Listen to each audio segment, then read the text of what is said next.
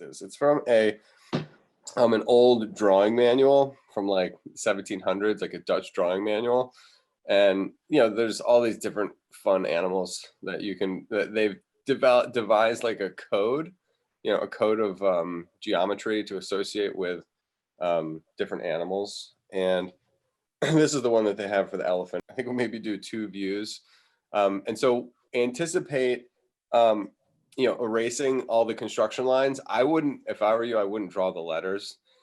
And I think the letters are associated with a written text that can go along with it. But I guess I'll just kind of speak it through. And if anybody has any big insights, I'll just point out a couple interesting things. I believe that we'll start with the square, and then these G's I think represent the halfway mark. So by building the square and then dividing that in half, then we can devise a circle in each, what would be like 1/4. So 1/4 of our original square. And then we'll use a little bit of artistic license and, estimation to make these smaller orbs, which represent the bottom of the jaw. So these 2 large orbs that either represent the forehead or the eye. There's another rendering where it does show like light and shade, and we can throw that in there. Okay. All right, party people, let's get this thing going. So even just to draw a square can be, I don't know, you think it's easy, but then it might not be quite as easy as you think. So I'm using point to point, and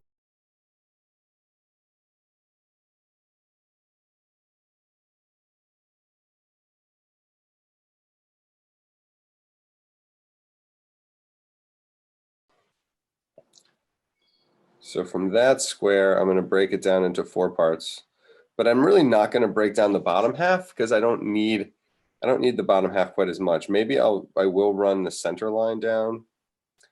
And then in order to get a circle, we know that the circle is going to get hit, the middle of all 4 sides.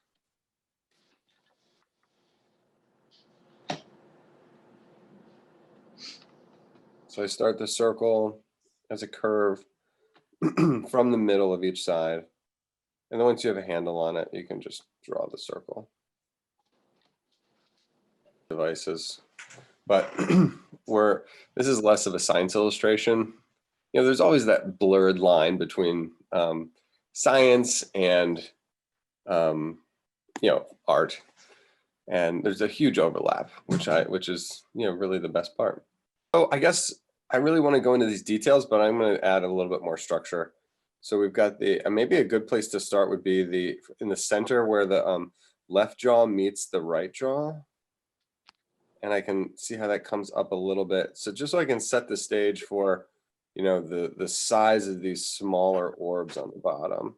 So I'm trying to make these symmetrical circles relative to the middle and relative to one another. So we want these circles to be about the same size. The answer is like linking up the top orb to the bottom orb and getting like the profile of the elephant's head. But I think what we're really going to want to do is get the whole point of this is to place the eyes, nose, mouth, and ears. The mouth seems really kind of complicated. And maybe we should place let's place the eyes first, because we've got these circles and the eyes are kind of seen from weird angles. But I'm going to use this like almond shape to get the upper eyelid and lower eyelid, and then place a circle in the middle. And so if you look at the placement of those eyes there, you break these circles down into 4 units. It lives in the upper left-hand quadrant of the original circles. Yeah, this looks like the weirdest creature. Let's do the base of the let's do the base of the trunk, because it's in the center, and we'll flank the trunk by the little tusk flaps. Now, what does this look like? This does remind me of So it almost looks like a periscope. Or I feel like there was some like toy that like the beanbag toys that you would like were like bowling. It was like you would bowl down the clown. Yeah. Yeah. So Yes. they kind of rounded bottom, and then we're going to S curve it up.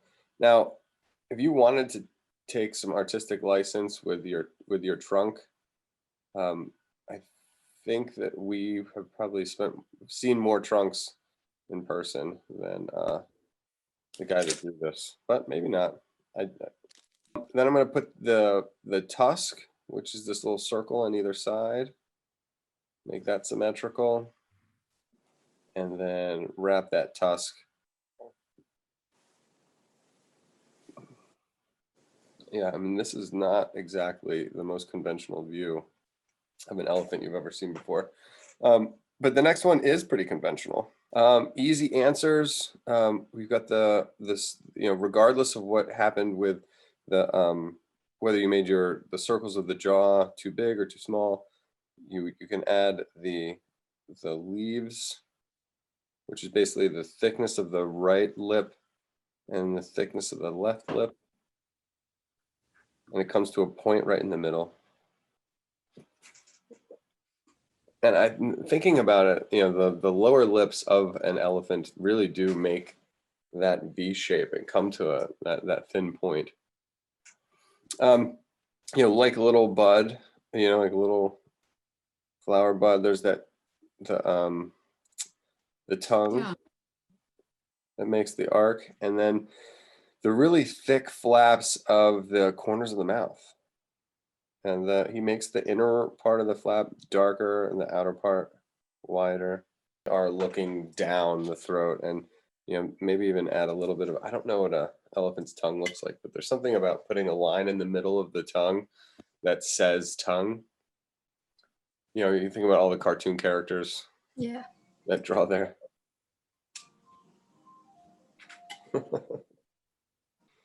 That's what we've got here, and hopefully the construction lines weren't too much. So to echo the movement of these lips, we can follow the connection of the throat, this like very loose skin, which makes almost like another Y shape.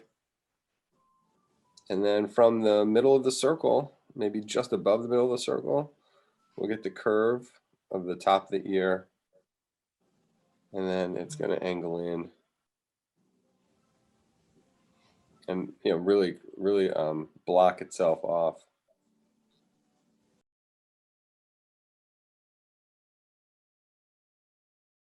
Something. Little sidebar details. There seems to be a little crease that comes up, an inner crease near that tusk. The artist seems to indicate that there is going to be some ridges on the bottom of the trunk, and maybe even some more wrinkles, down the the side of the side of the face, in anticipation for where this light source is coming from, because we're going to get to shade it now. The light comes from the top right, and you can see that the artist anticipated it even in this drawing, where they darken the bottom of the lip, all the underside of the trunk and the tusks, obviously the inner portion of the throat, and then also the side portion of the trunk. Look at the line defining the right eyebrow, transitioning into the side of the cheekbone, then into the jawbone here. That's light compared to the far side. It's just nice. I teach these little methods and these little concepts. It's just nice to see them, just employed throughout different cultures and different times. Just like these little ideas that have been passed on that are so simple and elegant and everyone should know, but for some reason don't. The underside of the ear gets a little bit darker. That's so nice too. As we'll really get into some of the shade, some of the erasing of the construction lines in the next phase. But I didn't do the outside of the neck. So the jaw and the side of the head are narrower than the thickness of the neck. And you can see this little transition into the shoulder. So the neck seems as though it goes up behind the ear, and then it transitions into the shoulders there. That was important. I didn't mean to leave. Did I go too fast? A little bit. Sorry. Well, I mean, you have at least my structure. You have my mine to go off of. And this is just this, I would not use these, you can tell like the way that the lines are a little, they're almost like silver point lines because they're engravings. This is an engraving that was carved out of metal, not an etching, which was, acid bit out of metal plate. This is actually scraped into a metal plate using some really fine tools, and that's how you would make, printmaking. And it was a whole field. We're going to be able to shade this much faster with tortillons and pencils and smudging. So the light's coming from the top left, so you can see that the most of the underside of the trunk is going to be in shadow. There is a little bit of the side of the trunk that's light, and then the underside of this, the flap that holds the tusk, that goes very dark. And I guess I do get a little justified with the shading of the throat, so that was correct. My lines are really, many of my construction lines are able to be diffused, right out with the tone. There's the lightest moment of the trunk, and then right down the middle of the trunk is the darkest channel. And then there must be some alternative light source, just this environment on the left, that is lighting up the far side of the trunk. Even though the 90% of the trunk is in shadow, there still is a light part of the shadow portion of the trunk. What I love about sketching from engravings is that the engravings give you the direction that you want to make your pencil go. So even if the line gets diffused out and blended out, you can follow the directional indicators of the lines. Ooh, that's fun. Seems to be this the inner, you can really follow these contours. Oh, I love it. So you want to think about these engraving lines, especially in this ear, almost like a topographical map. So as the flap of the ear starts to curve a little bit, the line follows that contour.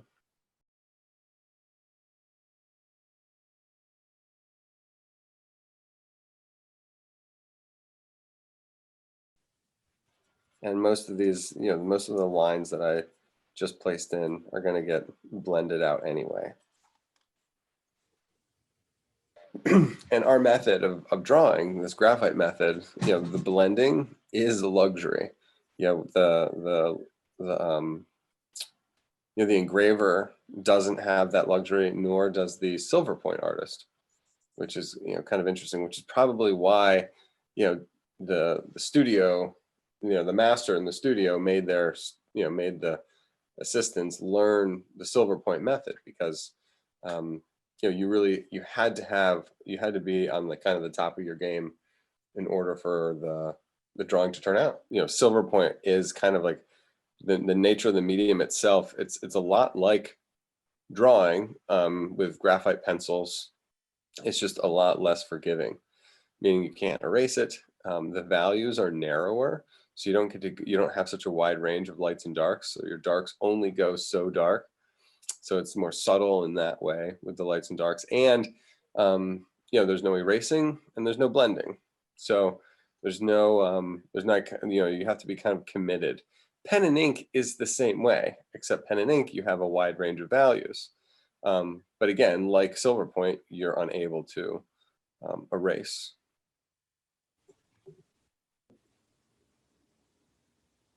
Just a little side note, like kind of stepping back a little bit.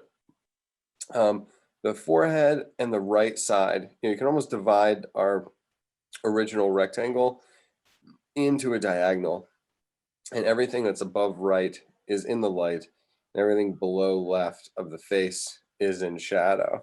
The shadow on the neck of the elephant is interesting because we know it is the shadow side, but it's also almost double shadow in that it's the shadow side of an object, but the whole head, the mass of the head, is also throwing a shadow, onto the neck and onto the ear.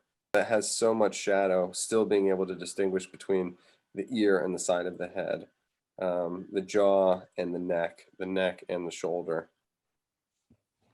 And sometimes even if the values are the same, the only thing separating them is a line. And I think that's what's going on here with the jaw and the side of the head being separated from the neck. I think the gray is essentially the same, but there's a dark line right on the edge that I don't know if it belongs to the head or if it belongs to the neck, and it could belong to both and neither. So I'm looking at this line right here, how important that is. I'm really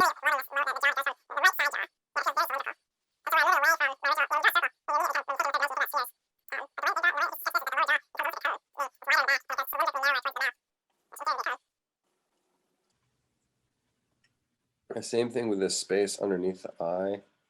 It curls under. It's got to suck in. You want to think about like, someone's got like really gaunt cheeks. Their mouth, droops in, and that the elephant's mouth really does do that.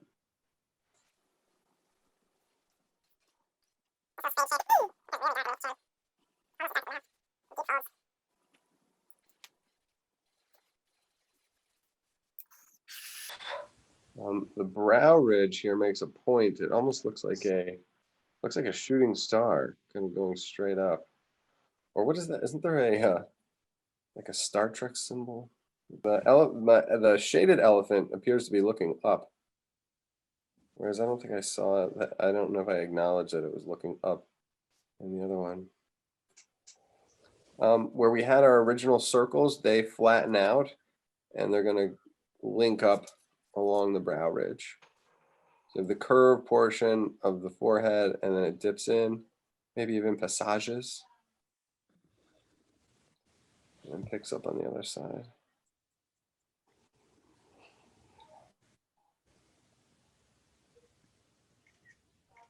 Ooh, look at that. I love it. Okay, so above the eye socket, there's a moment where the forehead, is in the light. It's flat across, almost like a keystone. And then it turns the corner really aggressively at that structural brow ridge. I don't think I had seen that before.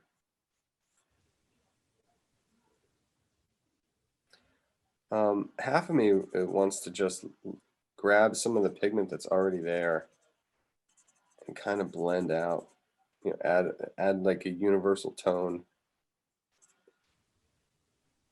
on the shadow side, and then maybe go back in and refine. Hope that's not being lazy.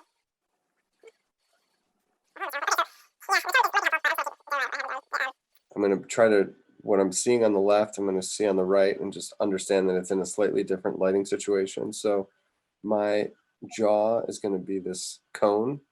It starts wide towards the back, our original smaller circle on the bottom. And then I'm going to pull that flat on the bottom, and it's going to come up towards the mouth. Great. Yeah, the left side, the shadow side, really almost tells you more about, because of the directions of the marks of the shading, it almost tells you more about what the elephant's cheeks are doing.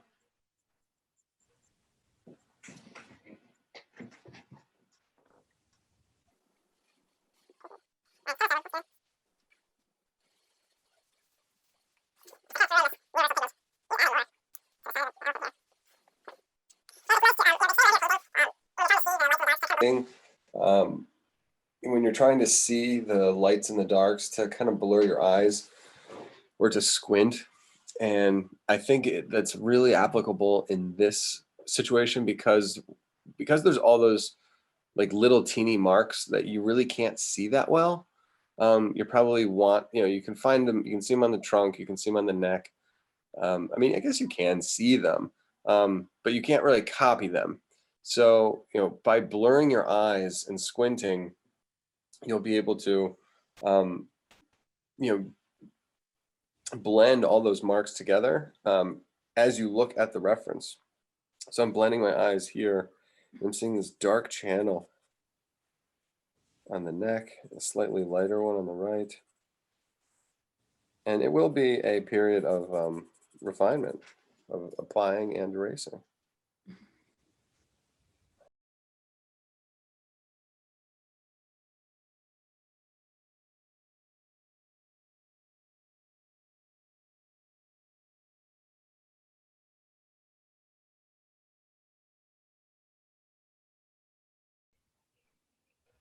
Then there's we're going to push that ear back.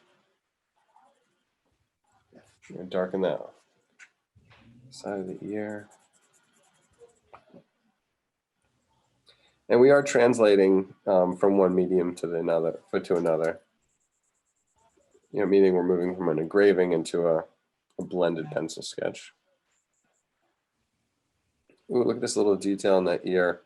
The elephant has the elephant's ears is more like an arm or even like a wing than an ear. It has a structural bar, it has muscles, and it flaps. It flaps around, it serves a function, it cools them off, and it, more importantly, gets the bugs away.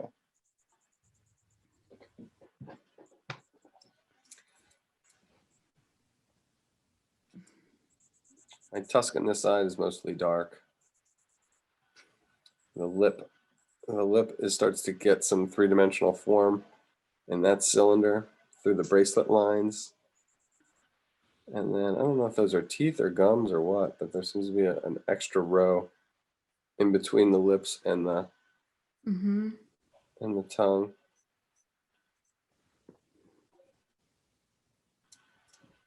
And that inner flap, even though it's lighter on the right, still needs to be toned. I feel like every time I've seen an elephant, it's always had really impressive eyelashes. I'm going to put some eyelashes in there. And then I'm really going to darken as far as I can darken. The engraving does have a wider range of values because they're using black ink. And they can go really dark. I did the inner part of that mouth, and then I can shade the tongue a little bit too.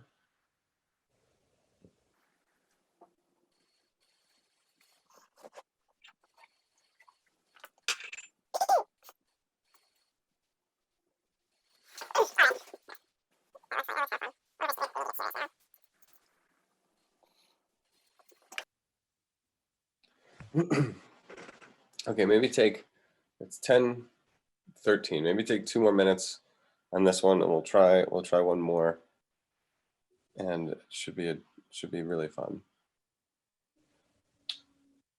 And the next one I think will be a little bit nicer.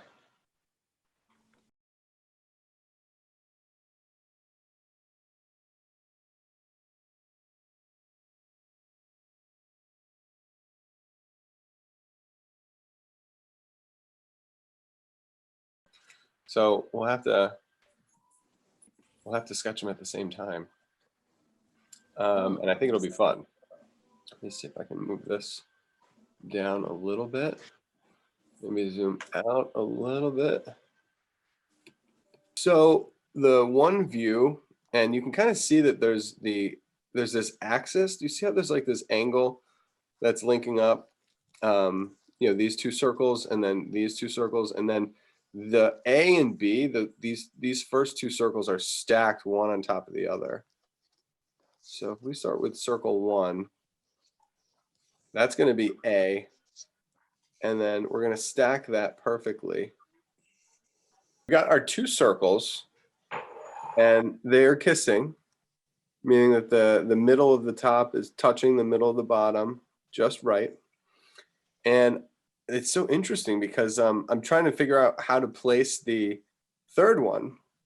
And I think what they did is that I think he ran like a 45-degree angle through one and then through a 45-degree angle through the next one. And then where they intersect, that intersection becomes the third circle. So I'm looking to see where the third circle overlaps the first two.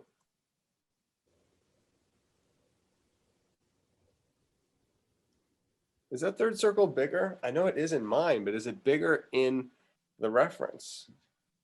I don't think it is bigger. I'm gonna try and make it smaller so it works. appears Optical bigger illusion. because of the overlap. I think what happened was my angles, the angle through those original circles was different. I wonder if they did this to like almost to intentionally intimidate people, or maybe not. I mean, those three, you know, the one in the middle winds up being, you know, the anchor for, you know, most of the features.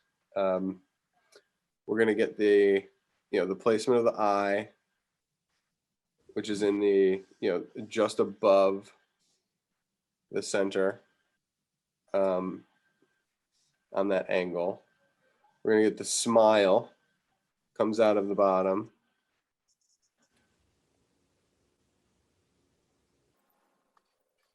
Lower jaw connects the mouth to the lower circle on the left. We're going to use like this the relationship between the top circle and the right circle. We're going to get a little forehead ridge and then a bump on the nose. And then that's going to turn into the trunk.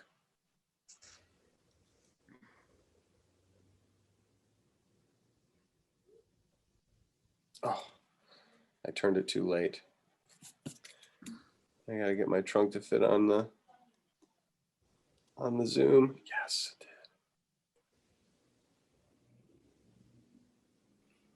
did. Out of the little concavity, you know, where the upper lip and the lower lip kiss, then we're gonna, from the upper lip, we're gonna build the bottom of the trunk.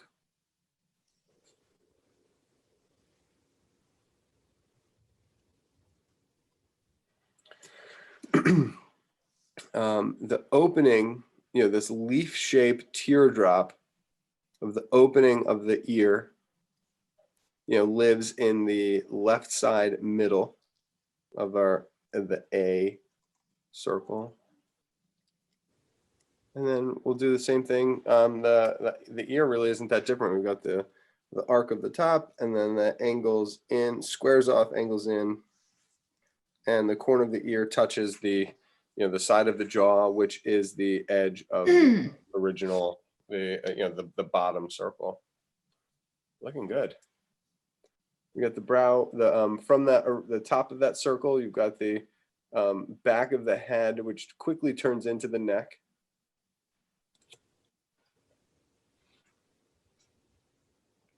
Nice.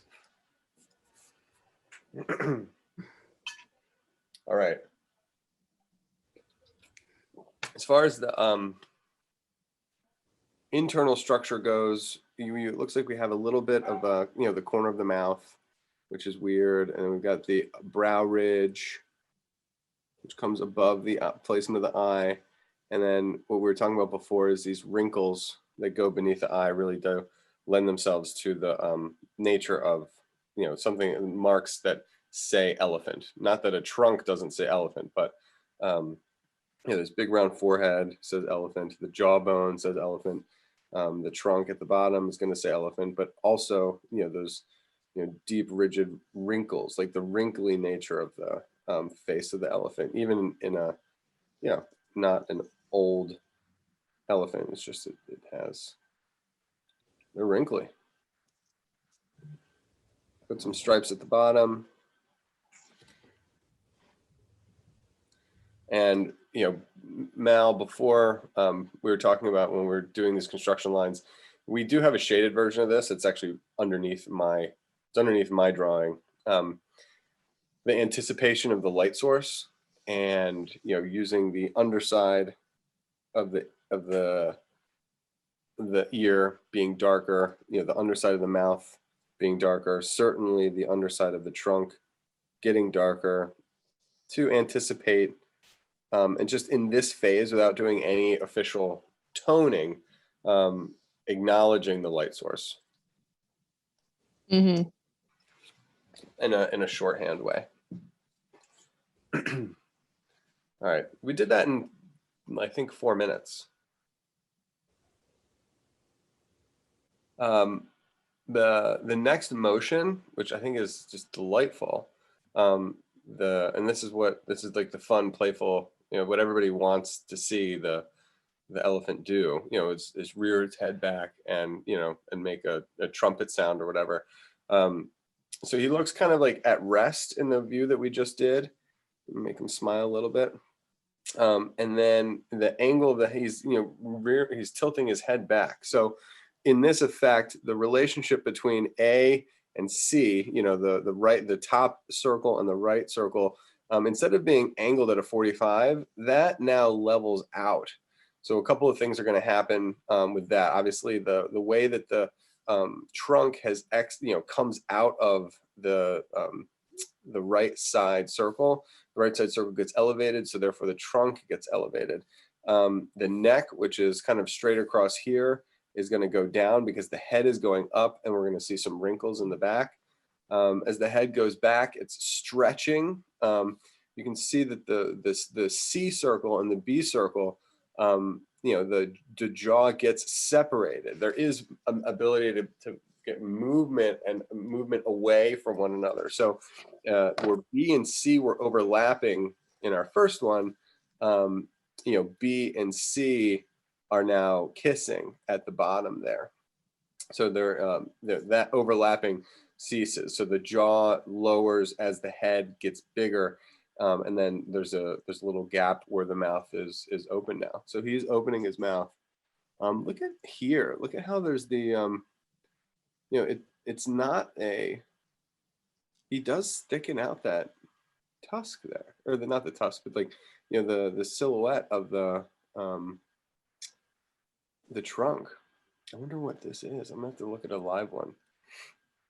So at the very least, when we do line up these circles, they are going to be overlapped, but they're going to be parallel with one another.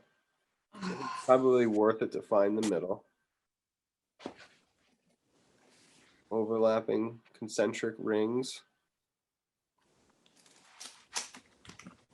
And then the third one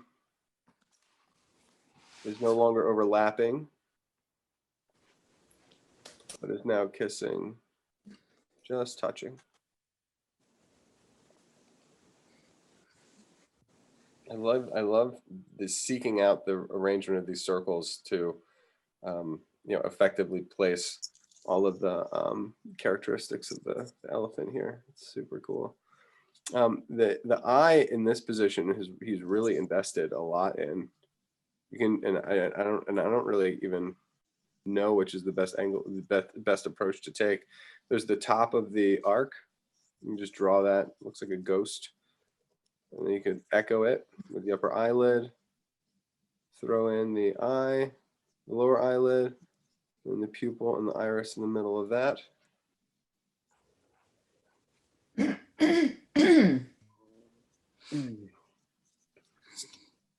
These bowl-shaped wrinkles.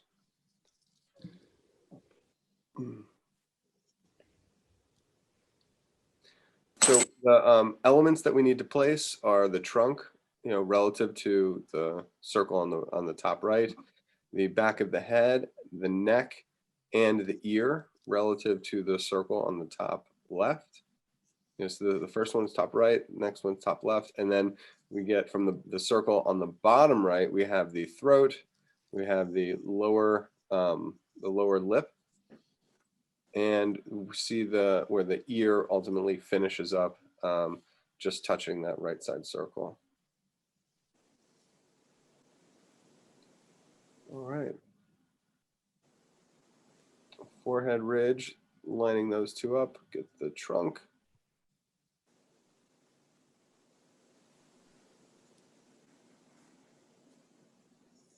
Oh, I just missed it.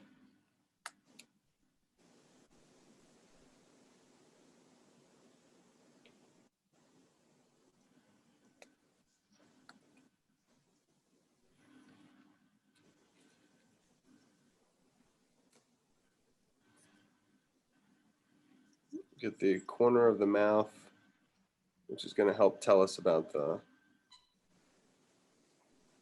lower lip, and then the bottom of the trunk, which technically is the upper lip, at least for a certain length.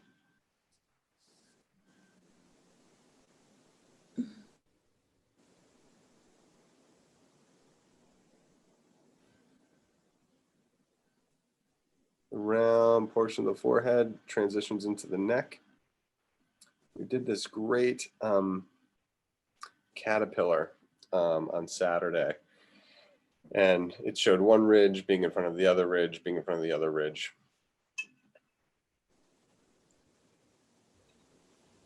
And it was kind of drawn the exact same way as the neck here.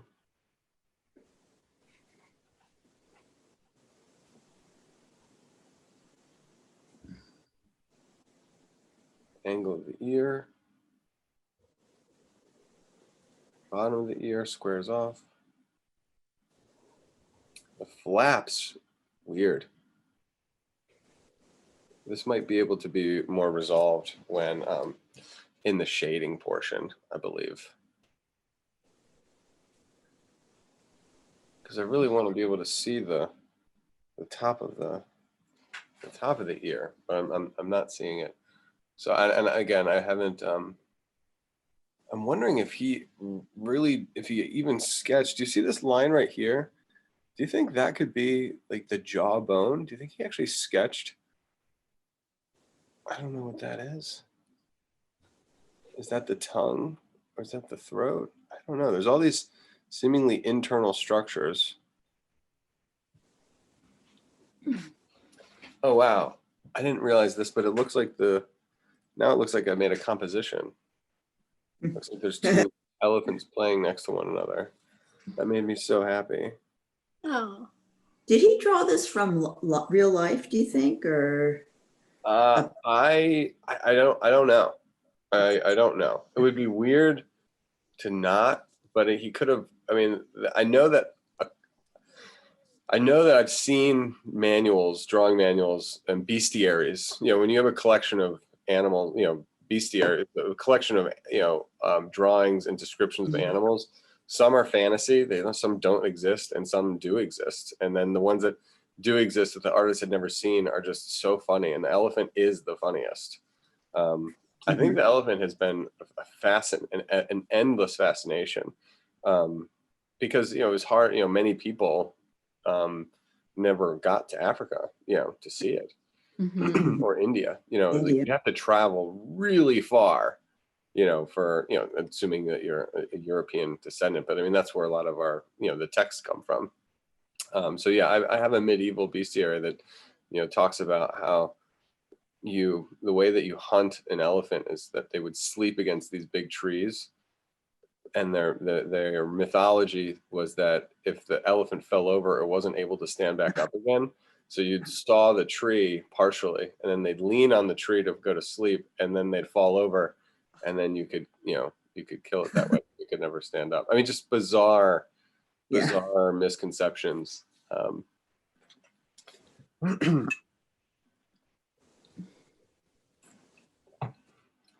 I think this is drawn from life. So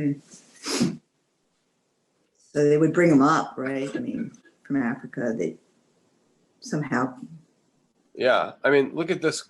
I'll show you this one before we go over. Oh, you've written that back just for a second? Yeah, hold on. Yeah, just look at the feet. See the toes? Yeah. Like, I don't know. I mean, I really don't know I don't think that person that sketched this had seen an elephant. I think it was like kind of a composite. because you wouldn't draw the feet like if you'd seen real elephant feet, you wouldn't draw the feet like that. So it looks like where the wild things are. Yes. Like bare feet. Yeah. And the Yeah. bottom of the ears are a bit Yeah, ragged. funky. I'll go back. I'll go back to that. Let's see. Yeah. It's fun though. I mean, the elephant is fascinating. And there's another beautiful well, there's an ivory sculpture from Asia. I didn't read the description, but it's there's that old parable where there's like 5 blind men. They all come across an elephant, and they describe it in vastly different ways, whether they're discussing the trunk or the feet or the ears, or the body. And there's this little ivory sculpture of these 5 blind guys climbing over the elephant.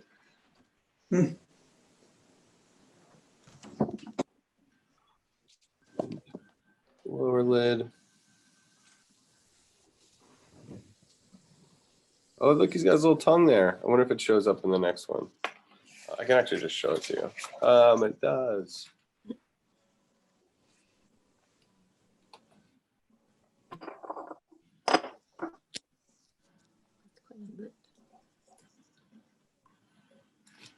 That picture looks half human, half. I mean, now that I'm looking at the shading, I don't know if this guy did see this elephant. I mean, look at that. Oh my God.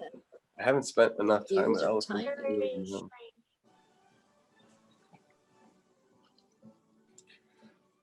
So the light's coming from.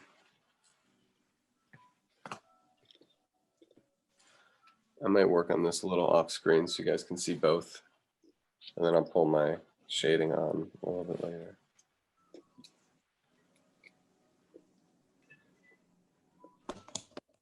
So yeah, it's 10:36. Maybe it'll be amazing. We'll see. Let's see what we get done by 10:45. I'm going to shade a little in the ear.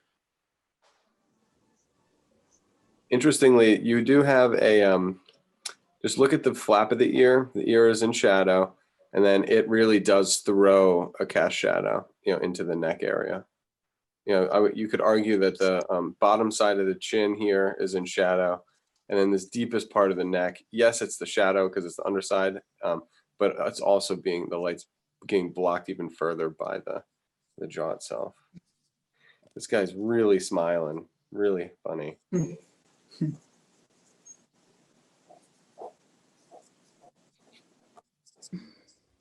Yeah, I had this book of animal art from the Metropolitan Museum, and none of them, they're from all centuries, all cultures. Really wonderful book. It's not even that big, and it's just jam-packed.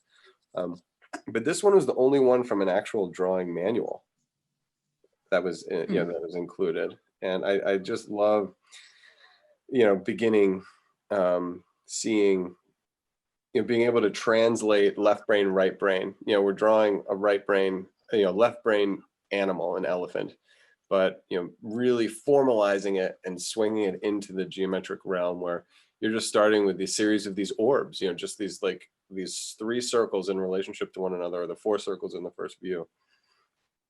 And I don't know if it's out. And the thing is, they would all change slightly depending on the view.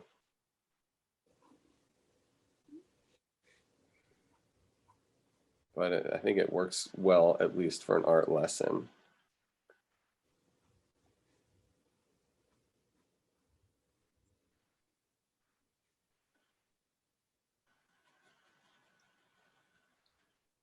Yeah.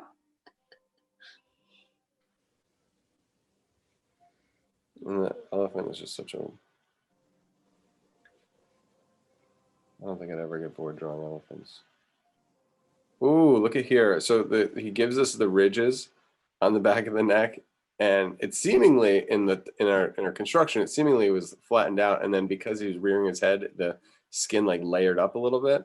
But it's there's really no difference between, you know, this one and that one, which is I don't think, again, which would be an argument for not observing it in person. Mm. Yeah. And then and then, you know, I don't see much indication of fur or hair. And I think one of the things that I was really taken by when you see an elephant in person is how hairy they are. Yeah. Oh, figure 5, he sort of looks like he needs a shave. This guy? Oh, 5. The one to the right. Yeah. Yeah, like 5 o'clock shadow. Yeah.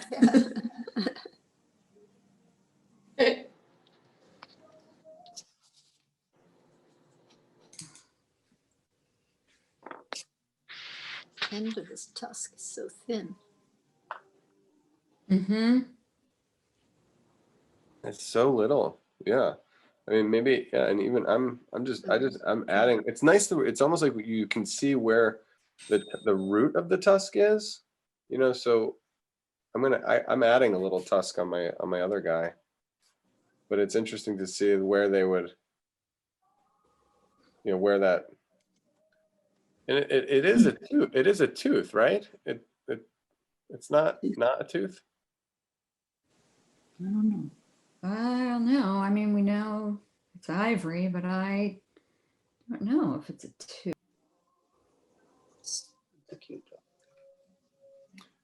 The trunk here, you do get a little reflected light. I love that little reflected light. When you look at the mouth, it's the lower jaw that's dark, and then the upper part is there's a little glow on there, and then you get into kind of the core of the shadow, the darkest part of the shadow side of the trunk, and then goes up. You know, that's as it curls under itself. So as it reaches the underplane under the trunk, it gets a little bit light, because the ground is reflecting and the chin is reflecting back up into it. And then it transitions into the side, which is of course dark. And then as it moves to the above plane, it gets really light. To the point where I think you guys may not be able to see this. Can I zoom in on the shading portion? Do you mind? Mm-hmm.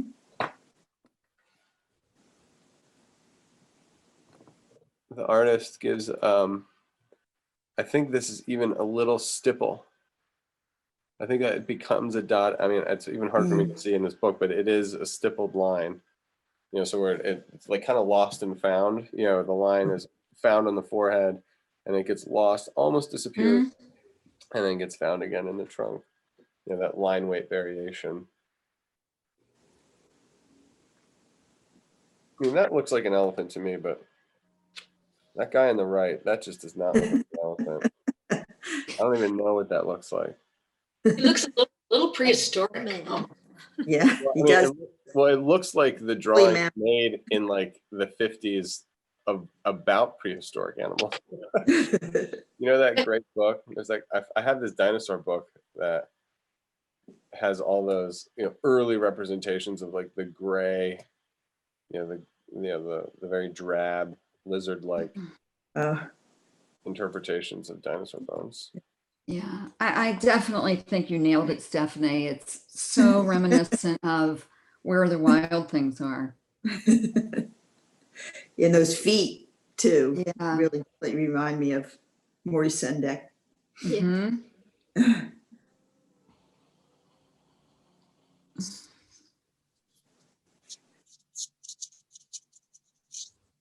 And the tortillion, in terms of the blending here, you can it's really, it's a luxury, so take advantage of it. It's okay to blend. Save time. So Trevor, am I supposed to be seeing your sketching? Because all I see are the pictures. Oh, okay. But if you want, I can't. You can. No, that's fine. I just wanted to make sure that I wasn't. Yeah, it wasn't like, but if I'm only showing, I can show both.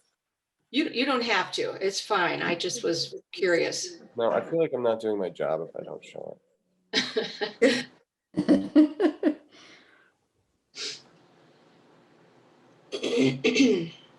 Well, Rainey would mention it. It's, part of her MO, so we embrace that. Okay, cool. So I'll move this up. There it goes.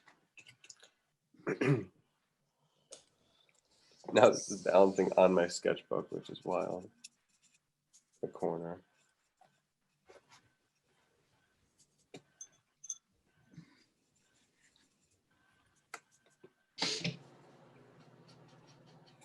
Move a little bit in the shadow there.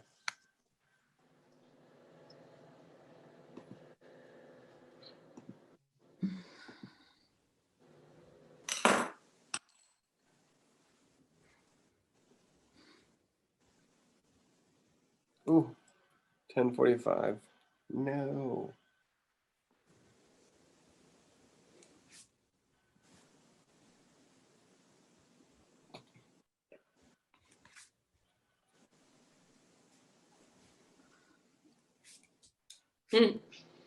Your guy looks like he's laughing.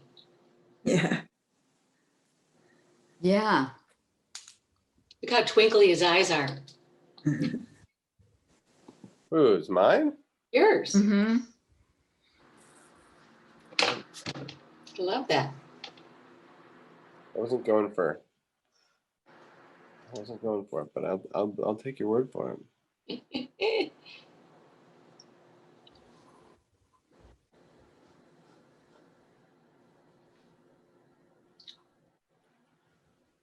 So then I hit the tone, and then I'm coming back in with some marks. It's like to be a pretty decent formula. Lay in a layer of marks where there's going to be some tone. Oh yeah, I can't wait to do this jaw. Look how big he is. Transitioning into the neck. Deep shadows underneath the ear. Deep shadow inside the kind of like the eardrum or the ear canal. Rounded forehead. Great. I might erase some of these construction lines, knowing that they'll get blended out. I got to get the whole thing covered with some. Get the underside of his tusk will probably be in shadow. The top of his tusk will be lighter.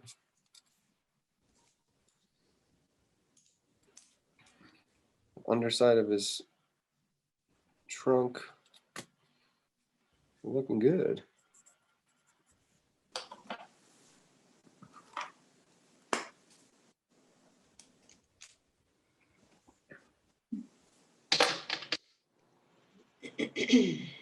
Oh my gosh, they're such good friends. Aw. That's why he's laughing. Yeah, they're having a good time. On their way to get some peanuts. That's what I forgot. I was like, there was something wrong with my oatmeal and cereal this morning. I usually put peanut butter in there. I forgot the peanut butter. I was like, this is so bland. Well, as long as it doesn't affect your teaching, Trevor. No, usually the more hungover and the more hungry I am, the better I teach.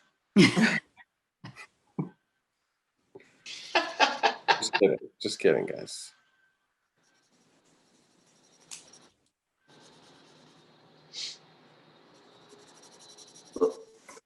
Makes you wonder when they started sort of anthropomorphizing animals in art, to make them more like what we know as cartoons, Dumbo et al. Right. Mhm. Right. Yeah, I don't know. Yeah, I mean, there had to have been a moment, where like that type of illustration occurred. Yeah. I mean, I'm thinking like children's books, like is Right. Hans Christian Andersen? Is that Mhm. like? I mean, when was Hans Christian Andersen? Oh, that was probably 19th century, right? Yeah. 19th century. But And then what were there other ones? There are other like, I don't know. I mean, like the Little Mermaid goes way back. I mean, I guess Yeah. it was more like in the ancient stories. gods would embody animals. Animals weren't. Right. I guess maybe. Yeah, it's not like you could, who's the poor girl who turned into a spider? Oh. She was a Hmm. she got in a fight with, I don't know, Athena, I think. Yeah. Well, in Ganesha in India, it was an ancient elephant god, but I don't know if, and if you look at the temples and things there, even the oldest temples, there's a certain cartoony, friendly face sort of look to them that that it goes beyond just replicating what an elephant looked like. I don't know. Well, aren't they revered in different Yeah. cultures? Hindus do, and which means that they hold them captive in these temples, and they're not very well taken care of, but yeah, they're revered.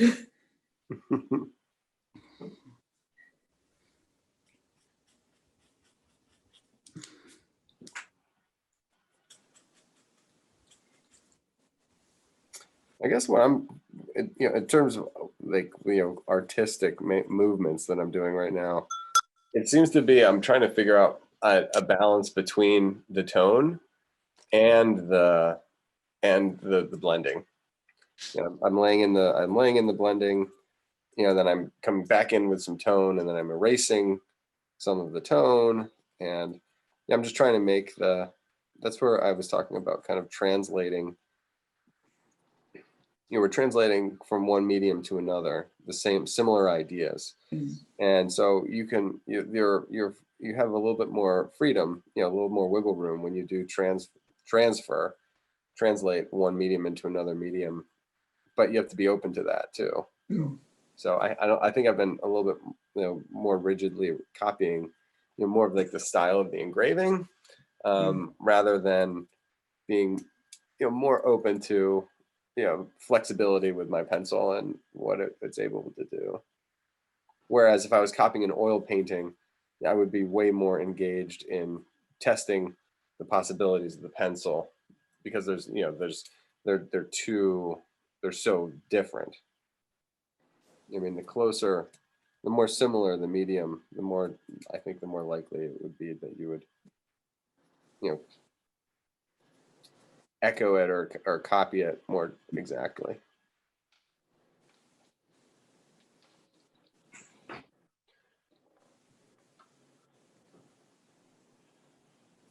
So now I did try to get these two guys.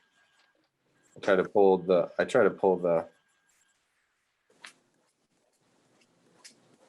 his body down, going behind so it does look like they're together. Oh, I'm so happy we did this, just because I like the interaction between these two. And they, in one sense, I began the drawing thinking that they were the same elephant in two different poses, and now they're two different elephants, engaging in the same scene. And psychologically, that is a little. I mean, it's kind of a lot different. It's kind of a lot different. And now I feel like I have more creative juices going, because now there's a relationship between these two characters, and now I can think of them in an environment or in a place.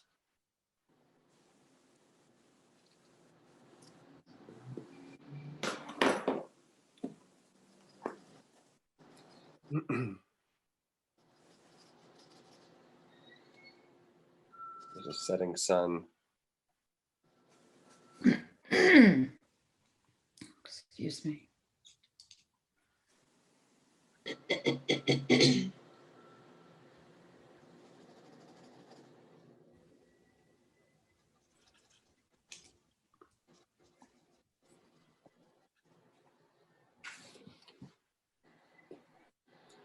Trees and grass. Ooh, should I make this a pool?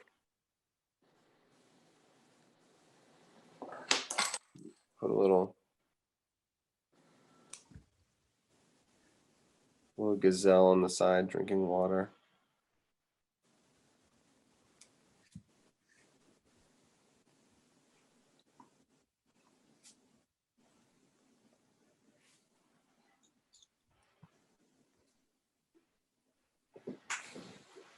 Okay, sorry, I'm having too much fun. All right, 10:55, 10:54. Iced coffee, Ooh. because I left it in my car overnight. You can do the sliding scale between using all marks, all lines and little nicks and glyphs like he did here, or you can do all tone, so there's absolutely no line work whatsoever, or you can make any series of ratios, so you could have like 80% tone and only line work where it's like really crucial, like in the wrinkles and in the eye and in like aspects of the ear, so then that's and then those become a new range of decisions that your medium allows you. So I'm just going to steal from self-assess, and I think in my trunk I had a little too many lines, maybe even in my jaw, and I can like soften the brow, but I like the amount that I have around the eyes. I don't know.